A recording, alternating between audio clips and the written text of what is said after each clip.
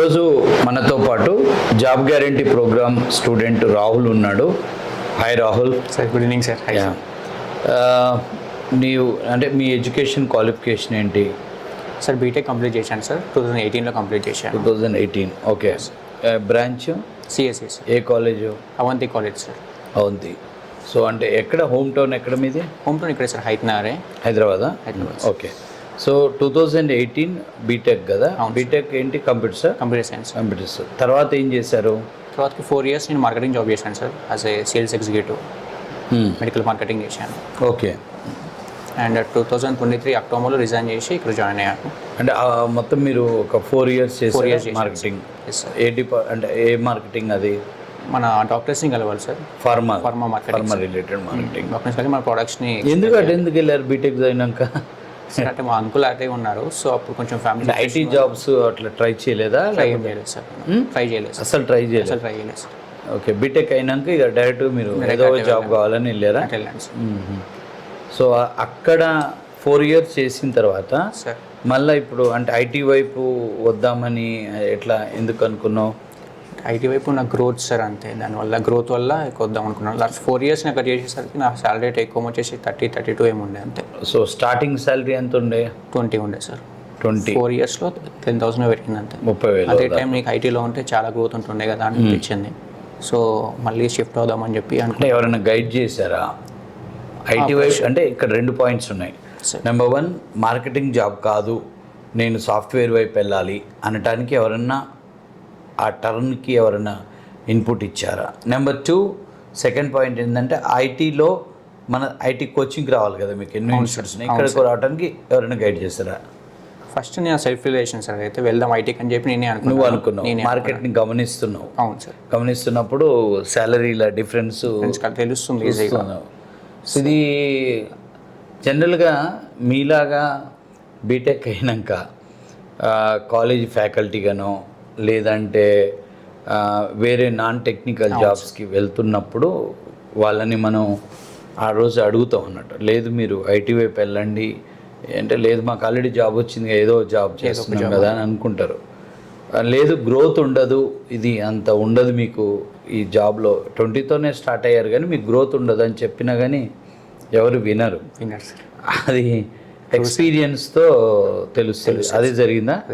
Second, దాని తర్వాత ఇక్కడ రావాలని ఎట్లా అనుకున్నావు? ప్రశాంత్ అని ఉన్నాడు సార్, కజిన్ ఒక అతను. సో తను రిఫర్ చేశాడు. Old student sir. అతను ఇప్పుడు జీపీ ఇన్ఫోటెక్లో చేస్తుండు. టీమ్ లీడర్ 2014-15 స్టూడెంట్ చాలా మంది పంపించాడు. ఓకే. సో అయితే ఇక్కడ ఇంకొక పాయింట్ ఏంటంటే 2018లో పాస్ అయిన వాడు 2024లో వచ్చినప్పుడు జనరల్గా ఏమనుకుంటారంటే మనం ఎక్స్పీరియన్స్ పెట్టాలి. అవును సార్. ఒక ఎక్స్పీరియన్స్ పెట్టుకొని వెళ్తే మంచి ప్యాకేజ్ వస్తుంది అనేది అనుకుంటారు ఎవరైనా. అవును సార్. సో మరి నువ్వు అట్లా అనుకోలేదా? అట్లేం అనుకోలేదు సార్, అంటే భయం అయింది మళ్ళీ. అంటే మామూలుగా మనం ఎవరైనా నేను ఐటీ ట్రై చేస్తాను, మనం ఐటీ వాళ్ళని ఎవరైనా అడిగితే ఖచ్చితంగా ఈ పాయింట్ అంటారు సార్. ఏదో కోర్స్ నేర్చుకొని ఫేక్ పెట్టుకొని అంటారు కదా. అక్కడ ఎందుకు ఫ్రెషర్ సార్? ఆల్రెడీ ఇప్పుడు 4 years వేస్ట్ అయింది, మళ్ళీ ఏమైనా అయితే మళ్ళీ వేస్ట్ అవ్వాల్సి వస్తుంది, మళ్ళీ 1-2 years వేస్ట్ అవుతుంది. అంటే రిస్క్ ఎందుకు మళ్ళీ ఏదంటే ఫ్రెష్గా వెళ్దాము, సో టాలెంట్ బట్టి వస్తుంది కదా అని ఒక హోప్ ఉంది. అప్పుడు ప్రశాంత్ ఇక్కడ బొమ్మన్నప్పుడు నా దగ్గరికి వచ్చావు ఆ రోజు, నాకు గుర్తుంది. వచ్చి నువ్వు మీ అంకుల్ వచ్చారు కదా? నేను ఒక్కడే వచ్చాను సార్. ఒక్కడే వచ్చా. సో అప్పుడు నేను లేదు ఫ్రెషరే, ఎక్స్పీరియన్స్ ఏముండదు అనుకున్నప్పుడు పర్ఫెక్ట్ అనుకున్నావా? సార్ అంటే అన్నయ్య చెప్పారు ఖచ్చితంగా జాబ్ అయితే వస్తుంది, నువ్వు కరెక్ట్గా ఉంటే ఖచ్చితంగా జాబ్ వస్తుంది, అందులో డౌట్ లేదు అని చెప్పి అన్న ముందే చెప్పాను. రైట్. సో ఇప్పుడు ఇక్కడ జాయిన్ అయినది ఏ డేటు? October 5th వచ్చాను సార్ ఇక్కడికి, ఇన్స్టిట్యూట్ ఫస్ట్. సో ఇక్కడ నాకు బాగా హెల్ప్ అయిందంటే ట్రేసింగ్ ఒకటి, మెంటర్షిప్ ఒకటి బాగా హెల్ప్ అయింది. మెంటర్షిప్ వల్ల ఏమవుతుంది అంటే మనకి మళ్ళీ మనం వెనక్కి వెళ్ళి రీకలెక్ట్ చేసుకోకుండా. అంటే October 5th 23 సార్. 23 అంటే ఇప్పటికి నీకు మొత్తం కోర్స్ ప్రిపరేషన్ ఎన్ని రోజులు పట్టింది? 4 months పట్టింది సార్ నాకు. 4 months. ఓకే. మొత్తం ప్రిపరేషన్ తర్వాత ఇంట్రెస్ట్కి మూవ్ అయ్యాను సార్. సో ఆ ప్రిపరేషన్ టైంలో నీకు ఇంత గ్యాప్ వచ్చింది కదా, 4-5 years గ్యాప్ కదా. సో మళ్ళీ ప్రోగ్రామింగ్ సబ్జెక్ట్ ఇదంతా నేర్చుకోవటం అనేది నీకు అంటే వాస్తవానికి ఏంటంటే ఇక్కడ మన దగ్గర ఇప్పుడు 4 months to 6 months 7 months కూడా ప్రిపేర్ అవుతున్నారు ఒక కోర్స్. మీ బ్యాచ్లో కూడా చాలా మంది స్లోగా వెళ్తూ ఉన్నారు. బట్ నేను స్పీడ్గా ఎందుకు అయింది అంటే reason first C sharp sir. C sharp ఏమవుతుందంటే నేను చిన్నగా వెళ్ళాను సి షార్ప్ వరకు, బేసిక్స్ వరకు నేర్చుకుందాం అని చెప్పి మల్టిపుల్ టైమ్స్ అదే ప్రాక్టీస్. ఎన్ని రోజులు పట్టింది? అదే నాకు ఆల్మోస్ట్ 50 days వరకు పట్టింది, 50 days వరకు పట్టింది. తర్వాత ఏఎస్పీకి వచ్చేసరికి కొంచెం ఈజీ అయిపోయింది కంట్రోల్స్ అవన్నీ కూడా, ఎందుకంటే మొత్తం బేసిక్స్ గట్టిగా అయిపోయింది కాబట్టి ఏఎస్పీ నాకు పెద్ద టైం పట్టలేదు. ఓకే, ఇక్కడ ప్రిపరేషన్లో అంటే మొత్తం మన స్టైల్ ఆఫ్ మనకు ఒక సిస్టమ్ని డిజైన్ చేసాం. అవును సార్. మనది ఇప్పుడు ఎవరన్నా రాని 10 years గ్యాప్ ఉన్నా, ఏదైనా ఏ డిగ్రీ చదివినా కానీ మన దగ్గరికి వస్తే వాళ్ళు ఒక పీరియడ్ ఆఫ్ టైంలో లెర్నింగ్ ఉంటుంది. That we call it as internship. And అది అయిపోయిన తర్వాత we move in to placements టైంలో ఇంటర్వ్యూస్ అరేంజ్ చేసి ప్లేస్ చేస్తున్నాం. అవును sir. But only fresher job. అవును sir. And dedicatedly we are conducting the drives in our institute or else company places. So ఈ ప్రాసెస్లో మామూలుగా నీకు ఆ లెర్నింగ్ ప్రాసెస్లో బాగా ఇక్కడ నచ్చింది ఏంటి? First seminar activity sir. Morning seminar activity. Because నాకు ఫస్ట్ రోజు నాకు ఇంకా గుర్తుంది, మైక్ పట్టుకునేసరికి ఇట్లా చేయి వణికింది. జాయిన్ అయిన రోజే మాట్లాడావా? జాయిన్ అయిన రోజే మాట్లాడాను సార్. మాట్లాడాను. ఆ రోజు చెప్పలేకపోయాను. అదే నేను ఒక 3-4 days వరకు అలానే అయిపోయింది. బుక్ చూసి చదువుకుంటా 3 days వరకు అలానే. ఫస్ట్ 3 days బుక్ చూసి చదివాను. తర్వాతకి ఇలా కాదని చెప్పి నైట్ ఒక 2 hours కూర్చొని చదివాను. నెక్స్ట్ రోజు మళ్ళీ మర్చిపోయాను. అలా నెక్స్ట్ డే సెమినార్ ఏం చెప్పాలనేది నైట్ ప్రిపేర్ అయ్యేవాడిని. 2 hours 1 hour అయినా నాకు గుర్తునకపోతుండే, భయపడి మళ్ళీ వచ్చేస్తుండే. అలా ఒక 1 week అయ్యింది. తర్వాతకి అలవాటు అయింది సార్.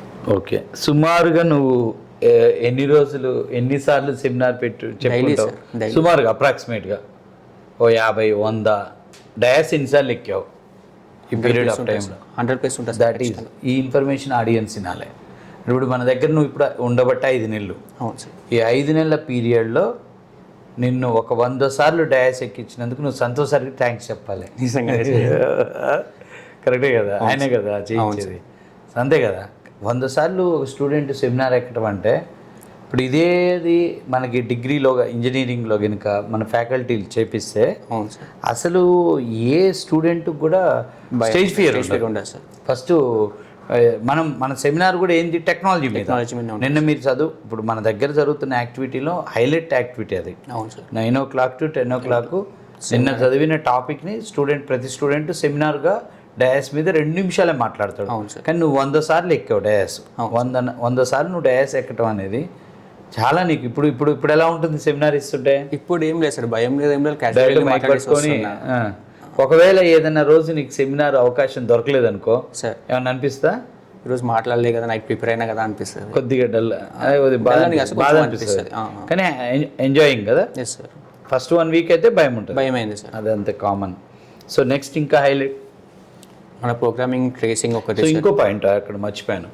సెమినార్లో నువ్వు మాట్లాడుతూ ఉన్నావు, మొత్తం 4 నెలల్లో ఒక 100 సార్లు ఎక్కావు డయాస్. 100 సార్లు సెమినార్ ఇవ్వటం వల్ల నువ్వు వెళ్ళిన ఇంటర్వ్యూస్లలో అదేమైనా హెల్ప్ అనిపించిందా? సార్ మనం సెమినార్ ఆల్మోస్ట్ 100 members ముందు మాట్లాడతాం, అంటే స్టూడెంట్స్తో. ఇంటర్వ్యూ అనేది ఒకరే ఉంటారు కదా, 1-2 అంటే.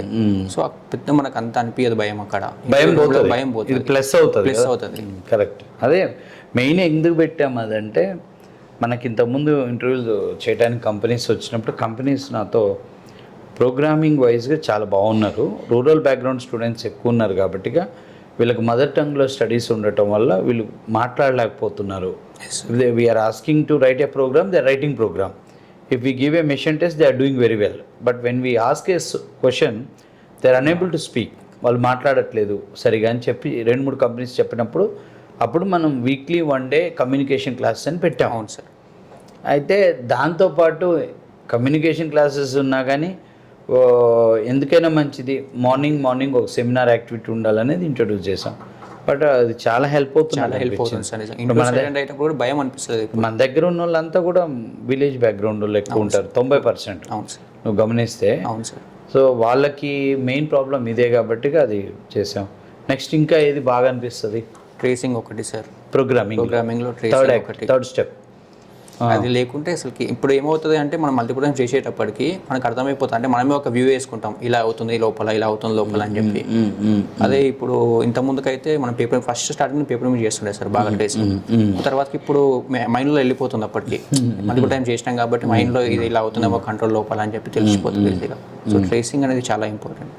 యా, అంటే ఇప్పుడు డే 1 నుంచి చివరి వరకు కూడా ప్రతి ప్రోగ్రాంలో దాదాపు చేసావా, అన్ని చేశాను స్కిప్ సార్. చేసావా? ఏం చేయలేదు సార్. జనరల్గా చాలా మంది నువ్వు గమనిస్తే వాళ్ళు ట్రేసింగ్ యాక్టివిటీని స్కిప్ చేశారు సార్. స్కిప్ చేస్తారు. ఎప్పుడైతే ట్రేసింగ్ యాక్టివిటీని స్కిప్ చేశారో వాళ్ళు డెఫినెట్గా కొద్దిగా లెర్నింగ్లో వెనకబడతారు. నేను గమనించాను, చాలా ఇబ్బంది పడతారు చాలా ఇబ్బంది పడతారు కదా.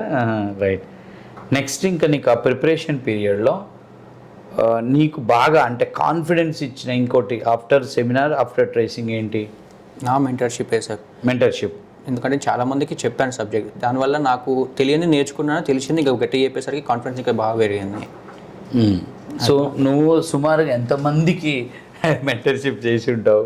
40 వరకు ఉంటుంది సార్. 30 to 40 స్టూడెంట్స్ కదా. ఇక్కడ ఆడియన్స్కి చెప్పేది ఏంటంటే మేము ప్రతి స్టూడెంట్ని ఈరోజు జాయిన్ అయిన స్టూడెంట్ రేపటి స్టూడెంట్కి మెంటర్ని చేస్తాం. అంటే ఒక స్టూడెంట్ జాయిన్ అయిన 10-15 రోజుల తర్వాత నెక్స్ట్ జాయిన్ అయ్యే స్టూడెంట్స్కి వీళ్ళని మెంటర్ లాగా పెడతాం. సో మన రాహుల్ ఆ విషయంలో బాగా మమ్మల్ని ఉపయోగించుకున్నాడు. రాహుల్ని మేము ఉపయోగించుకున్నాం, రాహుల్ మమ్మల్ని నాకే ఉపయోగించుకున్నాడు. ప్లేస్ అయింది సార్. సో మాకు కూడా ప్లస్సే, కానీ చాలా అంటే 40 మంది స్టూడెంట్స్ అంటూ కానీ ఇంకెక్కువే నా లెక్కల ప్రకారం 40 నుంచి 50 మంది కొత్తగా జాయిన్ అయిన స్టూడెంట్స్ అందరికీ ఈయన మెంటర్గా చాలా మెంటర్ అంటే మెంటర్ కాదు, ఇక పక్కన కూర్చోబెట్టుకొని వాళ్ళకి మొత్తం టాపిక్ టు టాపిక్ ఎక్స్ప్లెయిన్ చేయడం వల్ల ఇతనిలో సబ్జెక్టు మీద బాగా గ్రిప్ రావడానికి అవకాశం. Explanation skills, leadership skills, confidence. మనం 50 మంది చెప్తున్నాం అన్నప్పుడు మనకు మన మీద నమ్మకం పెరుగుతుంది. బాగా హెల్ప్ అయింది. ఇదే విధంగా ప్రీవియస్ బ్యాచ్లో ప్రకాష్ అని ఒక స్టూడెంట్ ఉండు, ఆయన నీకు మెంటరు. అతను 2017 పాస్. ఆ అబ్బాయి కూడా ఇలానే మెంటర్గా ఫుల్ వర్క్ చేశాడు. ఫస్ట్ ఇంటర్వ్యూలో దుబాయ్ బేస్డ్ కంపెనీలో సెలెక్ట్ అయ్యాడు ఫ్రెషర్గా. ఆయన ఈ మధ్య దుబాయ్ వెళ్ళిపోయాడు. దుబాయ్లో ఫ్రెషర్గా దుబాయ్లో జాబ్ రావటం అంటే ఆ కంపెనీ సిఇటిఓ మన స్టూడెంట్ అవ్వటం అదంతా ప్లస్ అయింది. బట్ అతనికి మెంటర్షిపే హెల్ప్ అయింది. అవును సార్, అందులో డౌటే లేదు. రైటా? So next mentorship is always, అంటే ఎక్కడని కాదు ఏ పనిలోనైనా when you are a mentor I'm sure you will achieve something else, అందులో డౌటే లేదు. తర్వాత ఇంకేం హెల్ప్ అయింది? టాస్క్లు కొత్తగా ఇస్తారు కదా సార్, మామూలుగా ఇక్కడ మనం ఫోన్ తీసుకుంటాం కదా మార్నింగ్, అది పాజిటివేనా? అది చాలా పాజిటివ్ సార్.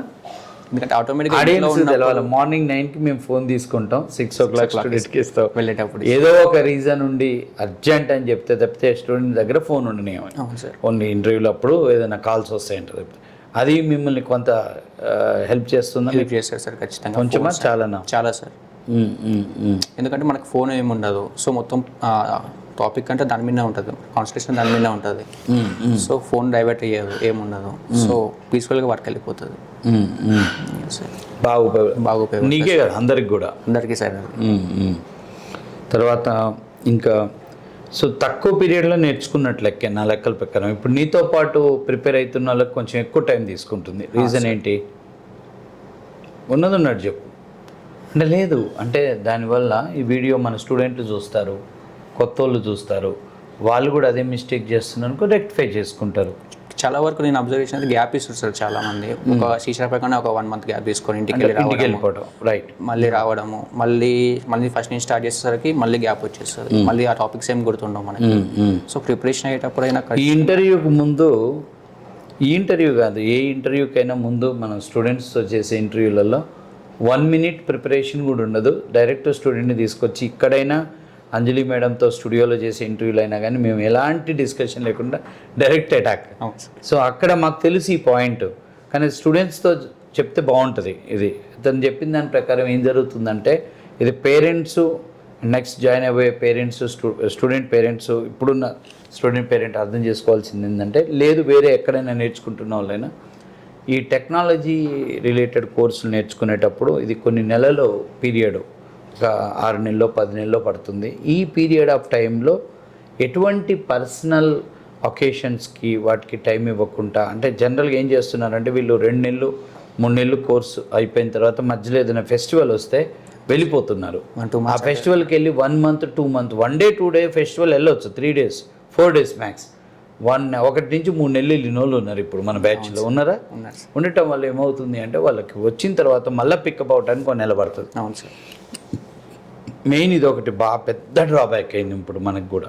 మన సంక్రాంతి అప్పుడు మనమే చెప్పాం 3 రోజులు సెలవులు, 4 రోజులు, ముందు పోవటానికి ఓ రోజు పెట్టుకో, రావటానికి ఓ రోజు పెట్టుకో అని లెక్కలు అన్నీ చెప్పా. మ్యాక్స్ 1 వీక్ చేశా. అవును సార్. ఫస్ట్ అసలైతే 3 days, 3+5, 3+ సార్ ఏమంటారు, 3+2 days పెట్టాం. 3 days పండగ చేసుకోండి, ముందు రోజు వెళ్ళండి, ఓ రోజు 5 రోజులు పెట్టాం. మళ్ళీ గ్రేస్ ఇంకో 2 రోజులు ఇచ్చాం. ఇంకా దూరం ఉన్నోళ్ళు 1 weekలోనే రావాలి. ఇప్పుడు కూడా వస్తున్నారు. రావట్లేదు. ఇప్పుడు ఇది మార్చ్ మంత్, ఇప్పుడు రాలేదు, ఇప్పుడు కూడా వస్తున్నారు. నిన్న మొన్న వచ్చిన వాళ్ళు ఉన్నారు, జనవరి 1st weekలో వెళ్ళిన వాళ్ళు. చూడు ఎంత దారుణం. అది కదా డిలే అవుతుంది, వెళ్ళిపోతుంది, మళ్ళీ ఫస్ట్ నుంచి స్టార్ట్ చేయాల్సి వస్తుంది. అంతే అంతే, అదే పెద్ద డిస్టర్బెన్స్ అవుతుంది. రైట్. సో తర్వాత నువ్వు ఇక్కడ ప్రిపేర్ అవుతున్న టైంలో స్టూడెంట్స్ని గమనించిన బ్లెండర్ మిస్టేక్ కింద ఎక్కువ స్టూడెంట్స్, ఇప్పుడు నువ్వు ఉన్నావు సార్, నీతో పాటు చాలామంది నేర్చుకున్నారు ఆ టైంలో. అవును సార్. బట్ ఎందుకు అంటే నువ్వైనా ప్రకాష్ అయినా, నువ్వు హైలైట్ అయ్యావు, ప్రకాష్ హైలైట్ అయ్యావు, వాళ్ళ ఆ లెర్నింగ్లో ఆ లెవెల్కి ఎందుకు వెళ్ళలేకపోతే? ఇప్పుడు నువ్వేం నిన్న మన పాస్ అయినోడి కాదు. అవును సార్. 5 ఏళ్ళ గ్యాప్ వచ్చింది, ప్రకాష్కి ఒక 5 ఏళ్ళ గ్యాప్ వచ్చింది. బట్ మీరు నేర్చుకోగలిగారు. మీ అంతా నెక్స్ట్ మీ పక్కనున్న వాళ్ళు ఆ లెవెల్ ఎందుకు రాహుల్ ఒక్కడే హైలైట్ అయ్యాడు అని నేను అనేది. ఇప్పుడు రాహుల్ హైలైట్ అయ్యాడు మీ గ్రూప్ ఆఫ్ పీపుల్లో, ప్రకాష్ టీంలో ప్రకాష్ హైలైట్ అయ్యాడు. నాకు ఇది నచ్చదు అన్నట్టు, అది ఉండకూడదు. అంటే 10 మంది ఉంటే 10 మంది హైలైట్ కావాలి.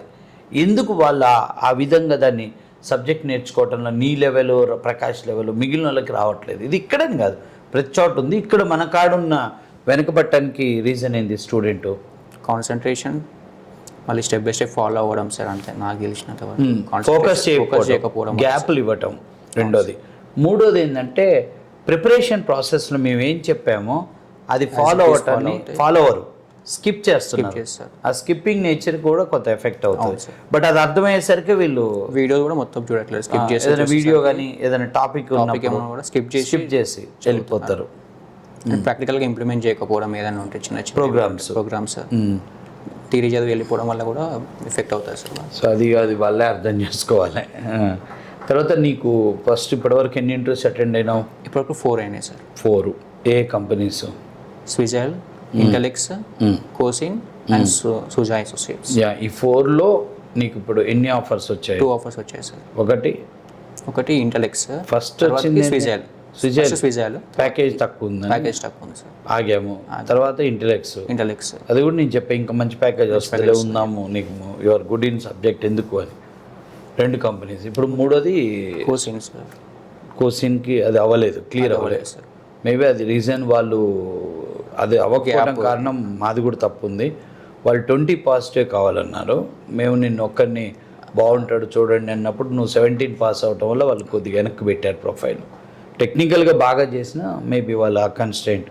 ఇప్పుడు నెక్స్ట్ సుజాకి మన రిజల్ట్ రాలేదు సార్, ఇంకా result waiting for result. Right, అది ఏదో వస్తుందేమో చూద్దాం. పాజిటివ్ రేపు డ్రైవ్ ఉంది, మళ్ళీ ఫ్రైడే డ్రైవ్ ఉంది సార్.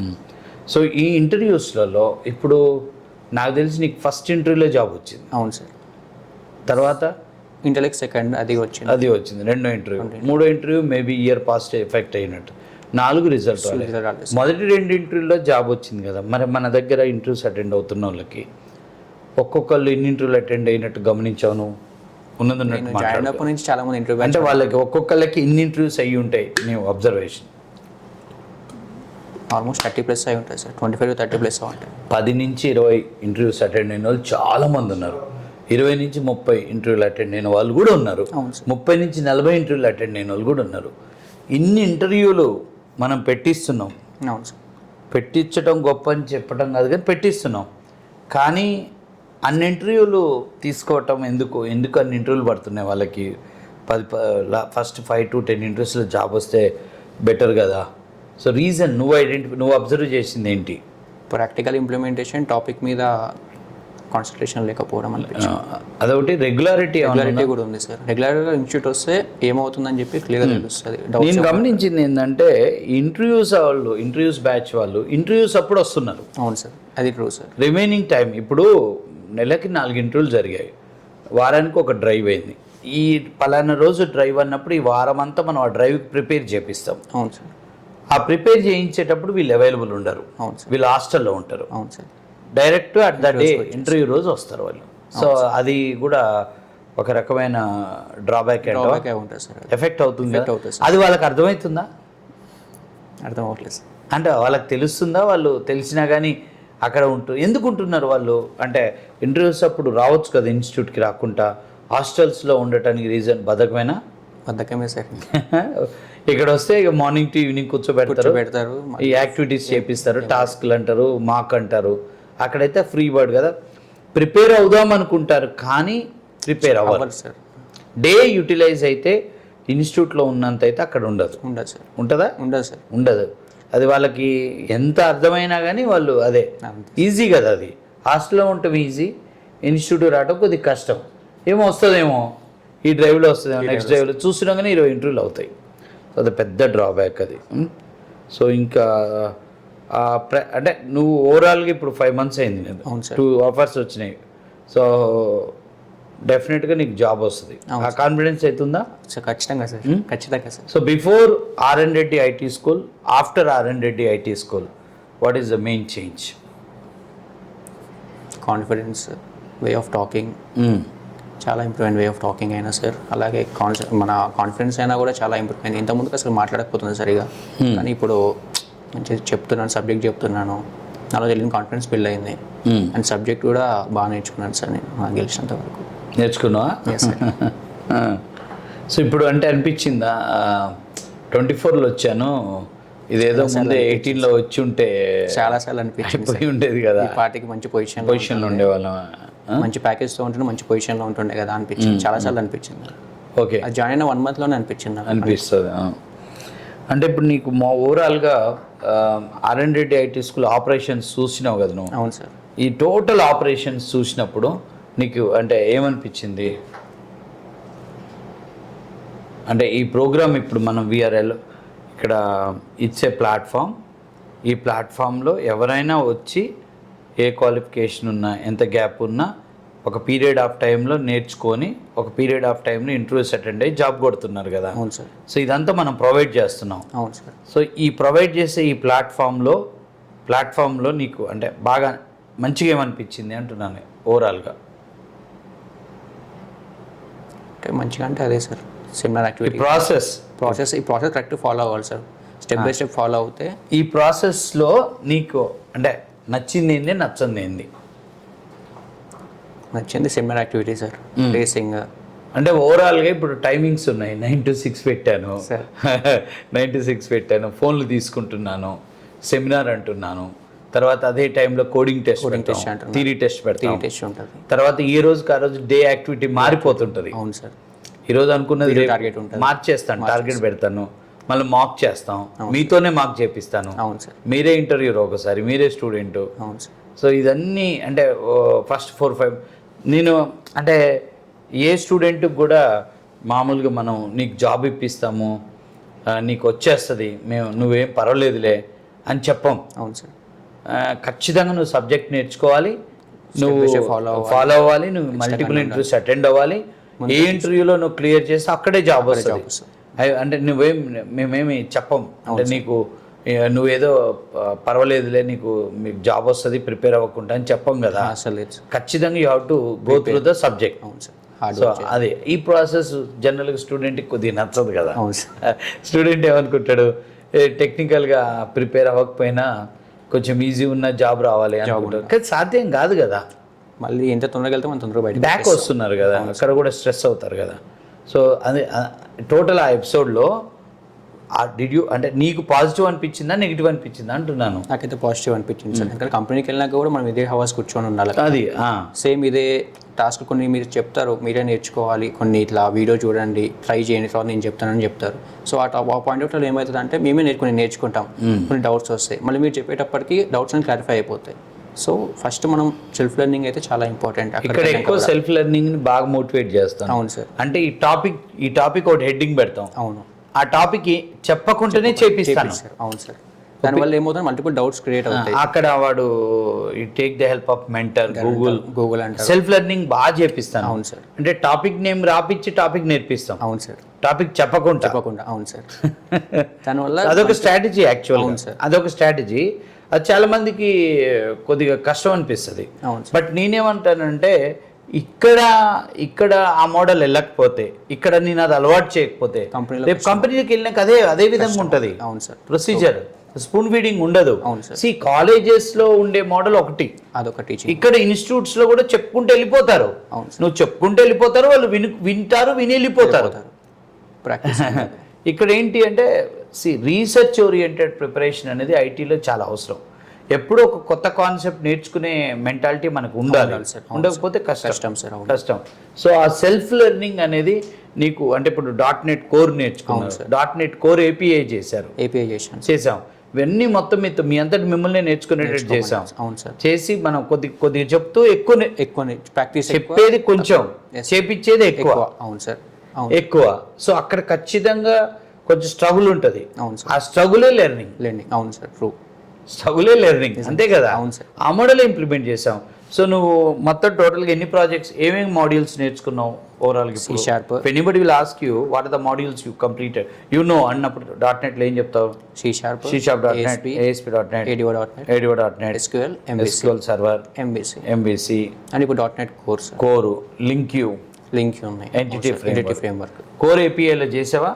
కోర్ ఏపీఐ చేశాను సార్. నేను 3 టాస్క్లు చేశాను. ఎంటర్ అయినావు సార్. 3 టాస్క్లు చేశాను. కోర్ ఏపీఐ ప్రిపేర్ అవుతున్నట్టుంది. Yes sir. ఇప్పుడు core API with core. And projects దేంట్లో చేసావు? మన .NET కంప్యూటర్ ప్రాజెక్ట్ చేశాను సార్. అదే ఏ టెక్నాలజీలో చేసావు? ASP.NET చేసావు? ASP.NET అయిపోయింది సార్. తర్వాత కోర్ ట్రై చేస్తున్నాం సార్. కోర్లో చేస్తున్నాను. Okay, right Rahul, thank you very much. All the very best for your future.